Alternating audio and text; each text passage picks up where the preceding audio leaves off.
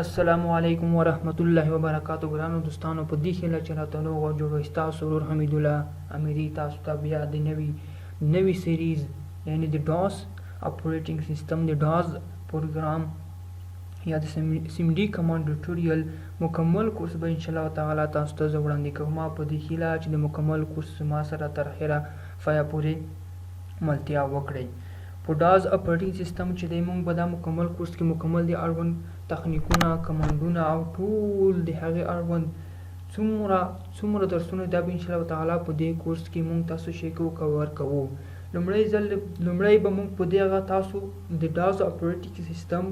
په ګټې او د هغه لومړی تیوري او په ورسره څنګه عملي کار هم کوو تر څو چې تاسو د ستړیا لامل ونه ګرځي. لومړی به موږ تاسو لومړی تیوري وایو، هغې څخه وروسته به عملي کار سرته رسوو تر څو چې تاسو د سیمډي یا د ډاس پروګرام سره ورو بلدتیا پیدا کړئ، د هغې کمانډونو سره، د هغې تخنیکونو سره او په هغه اړوند وظایفو سره. په دغې سیریز کې به انشاءالله تعالی موږ او تاسو د هغې د ډاس پروګرام تخنیکونه، د ډاس پروګرام ګټې، د هغې د هایکینګ اړوند معلومات انشاءالله تعالی به دا به تاسو ته ټول وړاندې کیږي. راځو په ډاس پروګرام باندې شروع کوو چې ډاس پروګرام څه شی دی، چا جوړ کړی دی، د څه شي په هدف رامنځته شو او څه وظایف سرته رسوي. لومړی د ډاس پیژندګلوي چې د ډاس پروګرام چې د پیلیکیرسي لخوا په 1980 کال کې رامنځته شو د پرسونل کمپیوټرونو ته، یعنې د کوم کمپیوټرونه چې موږ تاسو اوس استعمالوو دې لپاره رامنځته شو په 1980 کال کې. تقریبا د نن څخه څه کم 40 کاله کېږي چې دا 40 کاله مخکې رامنځته شوی دی، څه کم د نن څخه. نوموړی ډاس چې دی دغه ډېر ورژنونه په د وخت په تېرېدو سره ووتل. په دغه چې 1980 کال څخه تر 1993 کاله پورې په دې کالو کې د آخري ورژن راووت 22 ورژن چې همدا اوس موږ تاسو په حالي په خپلو کمپیوټرو کې استعمالوو. تر اوسه پورې یعنې د 10 کاله کېږي، یعنې 22 کاله تقریبا کېږي چې تر اوسه پورې اپډیټ شوی نه دی. دغه 22 ورژن چې دی موږ تاسو استعمالوو. د ډاس پروګرام وظایف څه شی دي؟ ډاس سیستم وظایفې په دې ډول دي: د اپریټینګ سیستم منابع مدیریت کول. که چیرې موږ دغه جی آی د اوس کومه وینډو چې موږ تاسو په کمپیوټرو کې استعمال خو جی آی دی، یعنې ګرافیک یوزر انټرفیس دی، خو مګر موږ دغه د کمانډ په واسطه هم دغه کوم اپریشن چې دی، یعنې د فولډرونو جوړول دي، د فولډرونو منظم کول دي، د هارډویر سافټویر وظایف کنټرولول دي، دغه موږ ټول د کمانډ په وسیله هم کولی شو. دغه د دې په خاطر موږ چې یو د ډاس پروګرام یو. ډاس پروګرام بله وظیفه چې ده چې د یوزر د کمپیوټر ترمنځ انټرفیس رامنځته کړي، د کمپیوټر د یوزر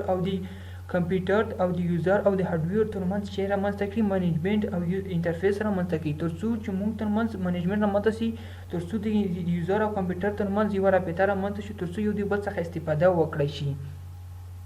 او کمپیوټر او دغه چې دغه د هارډویر دغه ډاس پروګرام په هغه وخت کې د کمپیوټر کې به د فلاپي ډیسک کې اچول کېدو، هغې څخه وروسته به فلاپي ډیسک کې یا هارډ ډیسک کې به اچول کېدو. مقصد 40 MB ځای به نیولو یا 10 MB ځای به نیولو. د هغې څخه وروسته به موږ استفاده ورڅخه کوله تر څو لکه څنګه چې اپریټینګ سیستم عمومي تعریف کې ما تاسو ته ویلي وو په تېرو ویډیوګانو کې چې اپریټینګ سیستم وظیفه دغه ده تر څو چې د کمپیوټر هارډویر سافټویر ټولې برخې منیجمنټ کنټرول او منظم کړي، تر څو خاصه وظایف سرته ورسوي. نو د ډاس وظیفه هم دغه وه لکه د یوه اپریټینګ سیستم په شان. د هغې څخه وروسته راځو ډایرکټري به موږ تاسو په د ډاس سیستم د ډاس پروګرام د درس په جریان کې ډیره یادوو. تاسو ته به پوښتنه پیدا شي چې ډایرکټري څه شی وي. ډایرکټري چې دا د پروګرامونو، فایلونو او داسې نورو اطلاعاتو ډیټا لپاره یو ځای یا پایځای ګڼل کېږي. البته د یو ډایرکټري په اصل کې خپل ځان کوم معلومات یا اطلاعات نه لري، بلکې له همدې فایلونو پروګرامونو په وسیله شی کې ډکېږي. لکه مقصد یو فایل موږ به ډایرکټري جوړوو، خو د فایل ته به ورته وي. ډایرکټري یعنی فایل، په دغه کې به موږ تاسو معلومات، ډیټاوې او داسې نور سامان ذخیره کوو او په دې باندې به موږ تاسو سیکیورټي لګوو تر څو څوک یې ډیلیټ نه کړي یا یې له منځه یونسي. پاسورډ به ورکوو د ډاس سیستم په وسیله. دا ډایرکټري به موږ د درس په جریان کې ډیره زیاته د نوم سره مخامخ کیږو تر څو تاسو د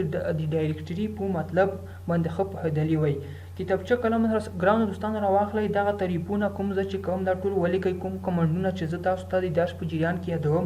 دغه تاسو لیکئ تر څو چې په راتلونکي د کوم مشکل سره مخامخ نه شئ. د هغې څخه وروسته راځو د ډایرکټرۍ نوم اړوند معلومات په ډاس کې یوه ډایرکټري کولی شي تر زیاته کچه د 80 تورو نوم ولري، یعنې 8 تورو تر 8 تورو په ډېره بخښنه سره تر 8 تورو پورې نوم لرلی شي. اوس موږ په وینډوز اپریټنګ سیسټم کې د 8 څخه زیات توري ورکولی شو، خو په هغه وخت کې په 1993 په 1980 کالو ترمنځ کې موږ د ډاس یوازې 8 توري نوم لرو، 8 توري نوم ورکولی شو. خو البته تاسو نشئ کولی چې دغه توري هم دا توري مقصد یعنې ډبل کالم دی، سلاش دی، جمع دی، د ضرب علامه دی، کویشن مارک دی، ډاټ دی، دا موږ نشو کولی چې په د ډاس یا د ډایرکټرۍ ته نوم ته استعمال کړو. تاسو به دا بیا په عملي ډول انشاءالله تعالی د درس په جریان کې وګورئ. د هغې څخه وروسته فایل چې ویلی کېږي، فایل په اړوند فایل چې دی فایل د اطلاعاتو یا ډیټا کوم چې پروګرام کې لیکل کېږي تر یوه لمحو لاندې ذخیره کېږي. فایل یعنې فایلونه لکه موږ د ټیکسټ فایل، د ورډ یا د ډاس فایل، د فوټوشاپ فایلونه، د جاوا فایلونه، د پایتان فایلونه چې هر یو خپل اکسټینشن لري، دغه کې موږ خپل کار کوو. بیا د هغه اکسټینشن یا د هغې آخري نوم مطابق موږ شی کوو ذخیره کوو. کوم فایلونه چې ډاس ته د منلو وړ دي یا سره ورستاړي په دې لاندې جدول کې ښودل شوي دي. اکسټنشن ورستاړي یعنې اکسټنشن په لاندې جدول کې به زه تاسو ته وښایم. موږ په دغې ورستاړي کوم چې دي اکزي فایلونه، دغه فایلونه چې دي د ډاس اپریټنګ سیسټم شی کې پېژندلی شي. اکزي فایل دی، بیټ فایل دی، کام فایل دی، سیس فایل دی، ټیکسټ دی او ډیټ فایل دی او WAV فایل دی، DPF فایل دی چې دغه فایلونه چې دي ډاس سیسټم شی کې پېژندلی شي. د هغې څخه وروسته یو باک فایل دی. اکزي فایل د څه شي په خاطر ګرانو دوستانو استعمالیږي؟ د هغه فایل دی چې اجرا کېدو توان لري، یعنې که موږ تاسو د وینډوز پروګرامونه وګورو اکثره اکزي اکسټینشن لري، یعنې که چېرته اکزي یعنې موږ وایو چې اکثره هغه فایلونه تاسو ما ډاونلوډ کوئ په وینډوز کې کوم چې اکزي اکسټینشن لري یا په اکزي باندې ختم شوي هغه وایرس دي، یعنې ستاسو وینډوز ته توان لري. مګر هغه خاص پروګرامونه چې اکزي اکسټینشن لري هغه په وینډوز کې اجرا کېږي یعنې انسټالیږي او خاص وظایف سرته رسوي. لکه تاسو د PDF انسټالوئ، تاسو ورډ انسټالوئ، تاسو فوټوشاپ استعمالوئ او داسې نور. بیټ د ډاس د فایلونو څخه شمیرل کېږي چې اجرا کېدو توان لري. په هغه وخت کې بیټ هم د پروګرام په جوړېدو تر څو په ډاس کې رن شي او خاص وظایف سرته ورسوي. کم د کمپیوټر پر اړوند فایلونه دي کوم چې د اجرا کېدو توان لري. دا هم آخري او سیس چې دی د سیستم اړوند فایلونه دي، یعنې په سیستم د دغه په بنیاد باندې چلیږي. او د ټیکسټ فایل چې څنګه تاسو ته پته لګېږي د ورډ فیډ یا د ټیکسټ یا نوټ فیډ اړوند فایلونه چې موږ کله به لیکل وکړل بیا به مو د .txt په نوم ذخیره کول. ډاټ د ویډیو فایلونو لپاره په هغه وخت کې استعمالېدو، یعنې که چېرې به موږ غوښتل چې یوه ویډیو په ډاس پروګرام کې رن کړو او ویې ګورو نو DAT اکسټنشن څخه به استفاده یا ورستاړي څخه به استفاده کوله. WV یعنې د غږیزو فایلونو لپاره به استعمال او DPF د ډیټابیس د فایلونو یعنې موږ که چېرته په اکسس چې کله موږ اکسس پارس کو اکسس اوریکل SQL او داسې نور غټ پروګرامونه کوم چې دي د ډیټابیس د رن کولو په خاطر استعمالیږي، یعنې موږ په دې کې کولی شو ډیټابیس یا د ډیټا ذخیره کولو چې یو پروګرام جوړ کړو. او BAK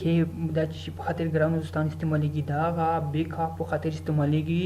یعنې موږ شته فایلونه شته خو د هغې څخه موږ یوه کاپي اخلو. چې کله موږ کاپي واخلو که چېرته په راتلونکي کې هغه فایل موږ څخه ډیلیټ شي یا موږ هغه کاپي موږ په ایکسټرنل هارډ ډیسک یا فلش کې ذخیره کړي وي یا فلاپي ډیسک کې ذخیره کړي وي،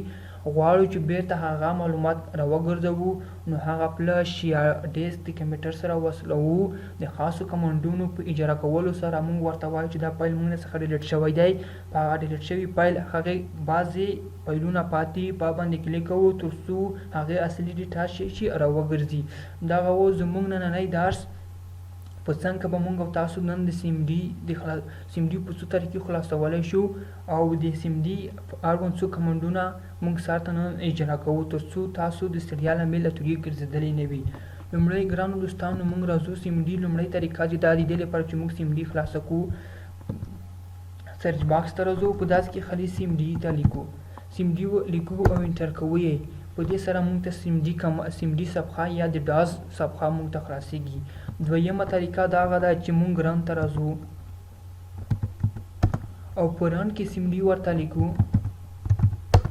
په دې سره موږ ته هم Cmd خلاصیږي او دریمه طریقه د Cmd د خلاصولو ګرانو دوستانو دریمه طریقه یې دغه ده چې موږ راځو موږ کله موږ مای کمپیوټر ته ننوتو په دې غزا کې په دغه د فات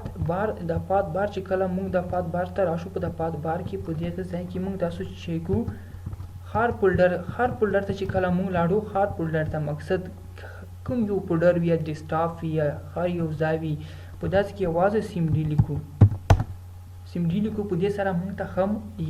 ته Cmd خلاصیږي که چېرته موږ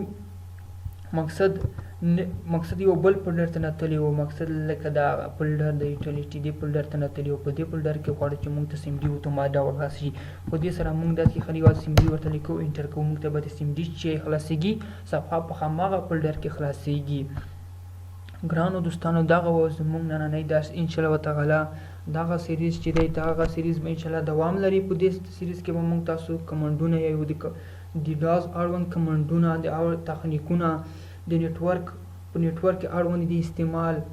همدا شان په هیکینګ اړوند استعمال دغه به ټول انشاءالله تعالی موږ یو ډاز یو ډېر بهترین پروګرام بهترین اپریټینګ سیستم دی تر څو چې